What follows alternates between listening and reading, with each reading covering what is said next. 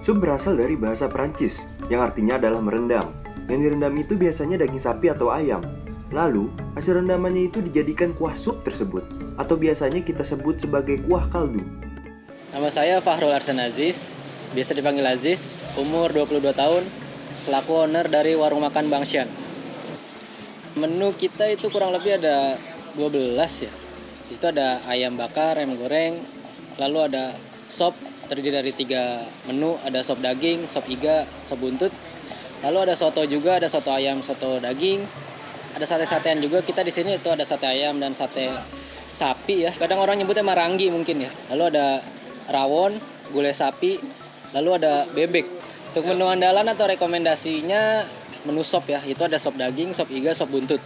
Teknik merendam daging ini sangatlah menguntungkan, karena dapat mengeluarkan zat atau cairan yang dapat meningkatkan kelezatan pada suatu makanan. Begitu pula dengan tulang hewan, yang biasanya bagian tersebut akan dibuang begitu saja. Padahal jika direbus, kita masih bisa mendapatkan cairan baru dan beraroma lezat yang merupakan sari daripada tulang itu sendiri. Kenapa menu sop jadi menu andalan?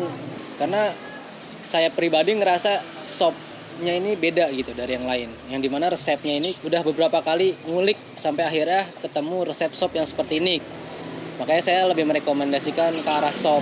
Nah, di sini tujuan saya juga memperkenalkan agar masyarakat juga mengetahui sop iga dan sop buntut itu kan. Rata-rata harganya lumayan mahal lah. Tapi saya berusaha untuk bisa menjual sop buntut ke kalangan menengah ke bawah.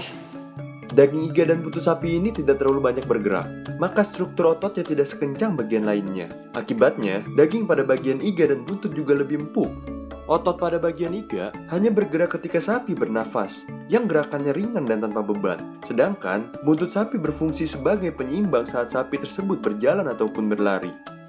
Untuk perpaduan makanan sih yang bisa dipadukan, sop ini sebenarnya masuk ke semua menu ya. Tapi khususnya untuk yang kering-kering kayak ayam bakar, bebek bakar atau sate gitu kan. Karena kadang kan ketika kita makan yang kering itu kita ngerasa kayak seret atau apa gitu kan. Nah, dengan sop iga atau sop buntut ini jadi lebih ngerasa lebih nikmat lah makannya gitu.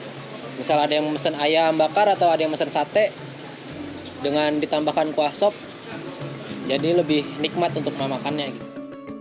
Tulang yang menyatu pada bagian iga dan buntut menjadi peran penting terhadap cita rasa pada daging itu sendiri. Karena saat direndam, mineral yang ada di dalam tulang beserta sumsumnya akan menyerap ke dalam dagingnya. Lapisan dagingnya yang tidak terlalu tebal membuat penyerapan mineralnya jadi lebih mudah. Ditambah lagi dengan rasa ekstra yang dihasilkan dari lapisan tipis lemak yang berada di permukaan dagingnya. Seru ya, berdagang ini seru. Karena ya ini merupakan pengalaman pertama juga kan buat saya. Lalu ya ada capek, ya kalau dibilang capek pasti semua orang juga kerja capek ya. Terus juga menambah pengalaman sih. Itu yang paling saya tekanin terkait saya buka usaha ini. Saya belajar gitu, bagaimana sih berusaha, bagaimana sih berbisnis gitu kan. Lebih ke arah sana sih. Selain menjadi menu andalan, harga sop daging iga serta buntut di warung Bangsyan relatif lebih murah dibandingkan harga sop pada umumnya. Dimulai dari harga Rp25.000 tanpa mengurangkan kelezatan serta cita rasanya. Suasana flora yang diterapkan warung makan ini pun membuat semakin nyaman ketika sedang berkumpul bersama keluarga ataupun bersama teman.